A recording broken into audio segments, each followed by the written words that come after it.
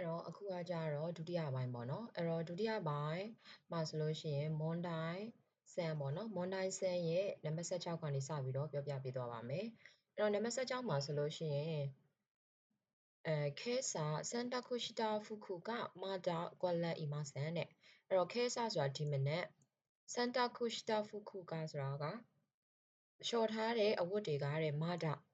ရဲ့နောက်မှာ9လိုက်ပါတယ်အဲ့ဒါကကြတော့လမ်းကျော် grammar ကိုပြောပြလိုက်တာပါအဲ့တော့မာတာကွက်လက်အီမဆန်အဲ့တော့ဘာဖြစ်မှာလဲပေါ့နော်ဟီရဲ့တဲ့ဆိုတာကအေးခံတာနောက်တစ်ခုကကြတော့နူရဲတစ်ကကြတော့ဗာလဲဆိုတော့စွတ်တာပေါ့နော်နူရဲတစ်ခါဝိုက်တစ်ခါဝကိမတ်ကနေလာတဲ့ခါဝိုက်တစ်ဆိုလို့ရှိရင်6တွေ့တာအဲ့တော့sorry ဒီနံပါတ်2ကလေနာအိုရီမဆိုတာဒါပြန်ကောင်းလာတော့ဘာလို့ပြောချင်တာเนาะပြန်ကောင်းလာတာတော့အဲ့လိုမျိုးပြောချင်တာအဲ့တော့နာအိုတစ်ဘယ်ဟာဖြစ်မလဲပေါ့เนาะအဲ့တော့သူဟာကြတော့ဒီမနက်ကလျှော်ထားတဲ့အဝတ်တွေကဘာဖြစ်နေတော့လဲစိုးနေတော့မချောက်သေးဘူးလို့ပြောချင်တာပေါ့နော်ဒါကြောင့်မလို့မာဂျာခါဝိုက်တဲ့မချောက်သေးပါဘူးခါဝိုက်တဲ့မဆန်မချောက်သေးပါဘူးဆိုတော့သူ့ရဲ့အဖြေမှန်ကယောပန်ဖြစ်ပါတယ်အဲ့တော့နောက်တစ်ပုတ်နံပါတ်7ပေါ့နော်苏米苏ဆန်ကအီစမိုကွက်လက်ဘန်ကျော်ရှိတဲ့မှာတဲ့အဲ့တော့苏米苏ဆန်ကအမြဲတမ်းကွက်လက်စူးစမ်းကွက်လက်လေ့လာနေပါတယ်ပေါ့နော်ကွက်လက်လေ့လာနေပါတယ်တဲ့ဒါဆိုလို့ရှိရင်ဘာဖြစ်မလဲဒိုင်းဂျီနီဆိုတာဂယူဒီဇိုင်းတည်တည်ချာချာဒီအဓိပ္ပာယ်ပေါက်ပါတယ်နောက်တစ်ခုကတိုင်းဆက်စွနိတိုင်းဆက်စွနိကလည်းအလေးအနက်တို့အရေးတကြီးတို့ပေါ့နော်အဲ့တော့ဒီဟာကကျတော့သူက need ဆိုတော့ adverb ပုံစံပေါ့နော်အဲ့တော့ထိုင်းစစ်စွန်းနေဂယုတဆိုင်တည်တည်ချာချာလေ့လာနေပါတယ်လားဒါမှမဟုတ်လို့ရှိရင်နတ်ရှင်နေဆိုတာကစိတ်အားထက်သန်စွာအမြဲတမ်းလေ့လာလေးရှိတယ်နောက်တစ်ခုကမောက်ဆုကုနီဆိုတာကမောက်ဆုငူဆိုတာကတဲ့ဖြောက်မတ်ပေါ့နော်သူကဒီဇိုင်းမတ်ပေါ့အတိတ်ပဲအဲ့လိုမျိုးလေ့လာနေရလားဘယ်လိုမျိုးလဲဆိုတော့နတ်ရှင်တွေကအပြေမှန်ပါစိတ်အားထက်သန်စွာဘန်ဂီယိုရှိတေမတ်လေ့လာနေပါတယ်ဆိုတဲ့အတွက်ကြောင့်မို့လို့ဒီဥစ္စာကလေမွန်နိုင်ဆန်ကြတော့တင့်တော်တဲ့အကုန်လုံးကတော့အတိတ်ပဲစင်တူရိုးမလေးတွေပေါ့နော်ခက်စင်စင်လေးတွေဒါပေမဲ့ပို့ပြီးတော့တင့်တော်တဲ့စကားလုံးကိုရွေးထည့်ရမှာဖြစ်တဲ့အတွက်ကြောင့်မို့လို့အဲအကုန်လုံးက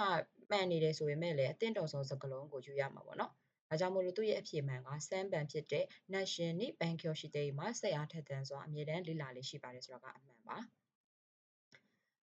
နောက်တစ်ခုနံပါတ်18私は日本の漫画にこれがありますအဲ့တော့ကျွန်တော်ကဂျပန်ရဲ့ဒီမန်ဂါတွေကိုပေါ့နော်မန်ဂါတွေကိုတဲ့ကွက်လက်အာရီမတ်ဖြစ်ပါတယ်တဲ့အဲ့တော့နံပါတ်1ဘန်ကခီဘွန်ကအာရီမတ်ဆိုတာကဒါကစိတ်ထဲမှာရှိတယ်စိတ်ဝင်စားတယ်ဆိုတဲ့အဓိပ္ပာယ်ပေါ့နော်ဒီလိုမျိုးအဓိပ္ပာယ်လည်းတက်ရောက်သလိုစိတ်ထဲမှာရှိတယ်ဒီမန်ဂါနဲ့ပတ်သက်ပြီးတော့ကျွန်တော်စိတ်ထဲမှာရှိတယ်စိတ်ဝင်စားတယ်နောက်တစ်ခုနံပါတ်2ကလည်းကျောမိကအာရုကလည်းဘာဖြစ်လဲဆိုတော့စိတ်ဝင်စားတယ်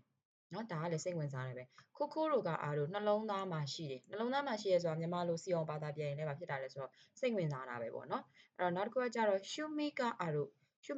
ကလည်းဘာဖြစ်လဲဆိုတော့သူကစိတ်ပါဝင်စားမှုရှိတယ်အဲ့တော့အကုန်လုံးကစိတ်ပါဝင်စားမှုရှိတယ်ဒါပေမဲ့တင့်တော်တဲ့စကားလုံးတစ်လုံးဝင်ရွေးပြရမယ်အဲ့ဒါဘာဖြစ်မလဲဆိုတော့နိဗ္ဗာန်ဖြစ်တဲ့ကျောမိကအာရုကပို့ပြီးတော့တင့်တော်တယ်ဆိုတဲ့အတွက်ကြောင့်မို့သူ့ရဲ့အဖြေမှန်လေးကဘာဖြစ်မှာလဲဆိုတော့နိဗ္ဗာန်ဖြစ်တဲ့ကျောမိကအာရီမတ်ဖြစ်ပါတယ်ဒါဆိုလို့ရှိရင်နောက်တစ်ပုဒ်ဖြစ်တဲ့နံပါတ်19ကြည့်အောင်နော်အဲ့တော့私はテニスのこれをよく知りませんကျွန်တော်ကတဲ့ tennis ရဲ့ဒီဟာကိုအောက်ကဟာပေါ့နော်ဒီဟာကိုよく知りませんဆိုတော့ဘာလဲကောင်းကောင်းမသိပါဘူးတဲ့ဒါဆိုလို့ရှိရင်1番ဘာလဲဆိုတော့ ideaတွေကိုမသိတာလားဒါမှမဟုတ်ဆိုလို့ရှိရင် rule ဆိုတာက rules တွေကိုပြောချင်တာပါစီမင်းစည်းကမ်းတွေပေါ့နော် n9 ဆိုတာကရှင်းပြချက်တွေလမ်းညွှန်ချက်တွေကိုပြောတာပါဆေဆွမေးဆိုတာလည်းရှင်းလင်းချက်เนาะအရှင်းလင်းချက်တွေကိုပြောချင်တာပါအဲ့ဒါတွေကိုမသိပါဘူးတဲ့ဘယ်ဟာဖြစ်မလဲပေါ့နော် idea လားဒါမှမဟုတ်လို့ရှိရင် rule လား n9 လားဆေဆွမေးလားပေါ့နော်အဲ့တော့အသင့်တော်ဆုံးကကြတော့ဗာလဲ tennis ရဲ့ rules တွေကိုမသိပါဘူးကအသင့်တော်ဆုံးဖြစ်တဲ့အတွက်ကြောင့်မို့လို့သူ့ရဲ့အဖြေမှန်ကနိဗ္ဗာန်ဖြစ်ပါတယ်နောက်တစ်ခုက Ryoko no nimoso wa mo gwallet dekimashita ka အဲ့တော့ Ryoko no nimoso ဆိုတာကခရီးထွက်ဖို့အထုပ်ဘိုးတွေပြောချင်တာပါခရီးထွက်ဖို့အထုပ်ဘိုးတွေက mo dekimashita ကတဲ့အဲ့တော့ဘာလုပ်ပြီးပြီလားပေါ့နော်အဲ့တော့ yakusoku ကဘာဖြစ်တာလဲဆိုတော့ချိန်ဆိုတာဒါဂတိပေးတာအဲ့တော့ဂတိပေးပြီးပြီလားဆိုတော့ဒါမဖြစ်နိုင်ဘူးပေါ့နော် Ryo ဆိုတာကအသုံးပြုသည် Ryoshima ပေါ့နော်အသုံးပြုသည်အသုံးပြုပြီးပြီလားဆဲဝကို dekima ဆိုတာကဆဲဝါဆိုတာကကိုကြီးစောက်ရှောက်တာတို့ပြုစုစောက်ရှောက်တာတို့ပေါ့နော်အဲ့ဒါတွေပြီးပြီလားတဲ့နောက်တစ်ခုကကြတော့ယောဤဆိုတာကပြင်ဆင်တာအဲ့တော့ဒီလေးခုထဲမှာဆိုအသင့်တော်ဆုံးဘာဖြစ်နိုင်မလဲယောဤပဲဖြစ်မှာပေါ့နော်အဲ့တော့ယောဤ dekimashita ကပြင်ဆင်လို့ပြီးပြီလားဆိုတော့သူ့ရဲ့အဖြေမှန်ကယွန်းပန်ဖြစ်ပါတယ်အဲ့တော့နောက်တစ်ခု21ပေါ့နော်弟と暮らして母にあげるプレゼントを選びましたတဲ့အဲ့တော့弟ညီလေးနဲ့เนาะမောင်လေးနဲ့ကွက်လက်ပေးရှိတဲ့ဆိုတော့ပေးအမေစီကိုပေးမဲ့အာဂဲရုဆိုတော့အမေစီကိုပေးမဲ့ present တို့ကို erabi mashita ရွေးချယ်ခဲ့ပါတယ်တဲ့အဲ့တော့ sunshine sorry sensei ဆိုတာထောက်ခံတာ I said ဆိုတာကနှုတ်ဆက်တာတယောက်နဲ့တယောက်နဲ့နှုတ်ဆက်ကြတာ I said ဆိုတာကဆွေးနွေးတာတိုင်ပင်တာ hanji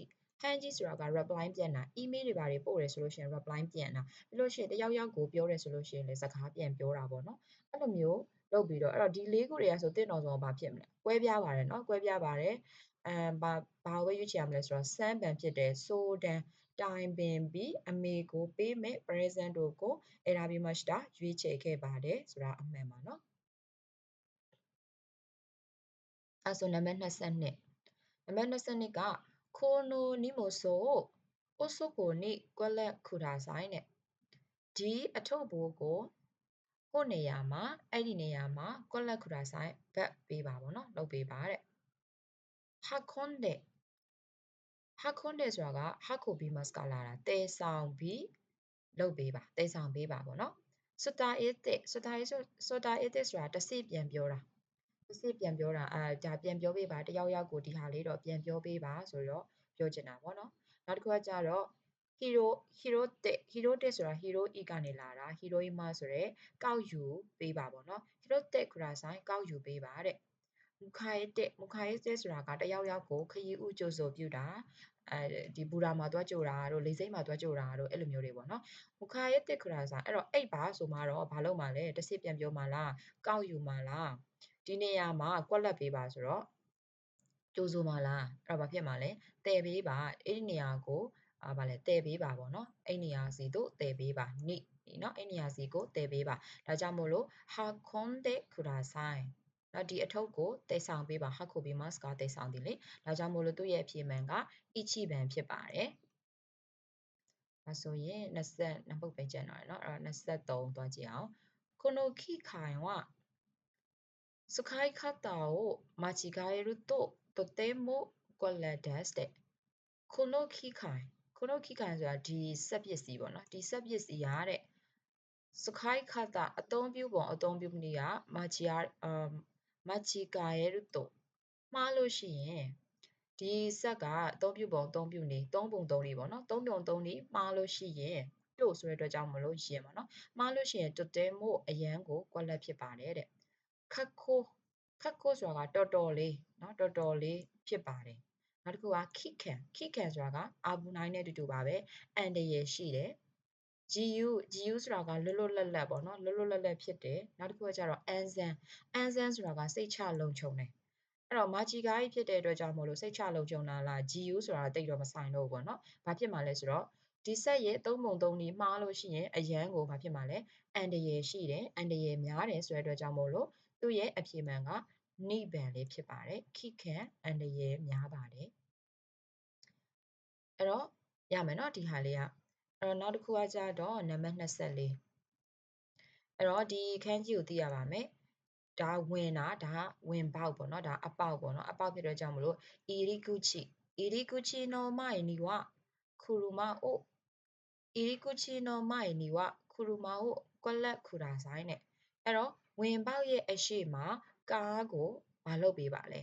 ဗတ်ပေးပါပေါ့နော်ဗတ်ပေးပါယာမဲနိုင်တဲ့ခူရာဆိုင် ယာမဲနိုင်နေဆိုတော့ကဘာလို့တာလဲဆိုတော့ယာမဲ must ကနေလာတယ်အလုတ်ထွက်တာတို့ဘာတို့ပေါ့နော်အဲ့တော့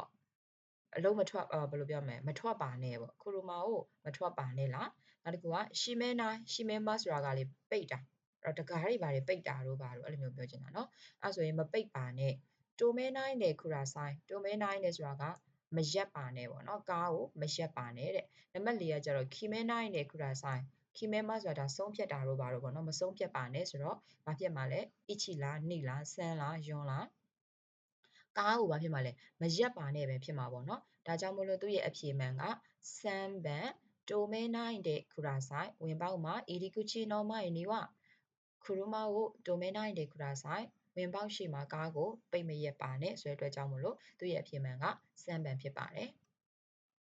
ဒါဆိုလို့ရှိရင်ဒီအပိုင်းလေးကိုရမယ်လို့လည်းထင်ပါတယ်ပေါ့နော်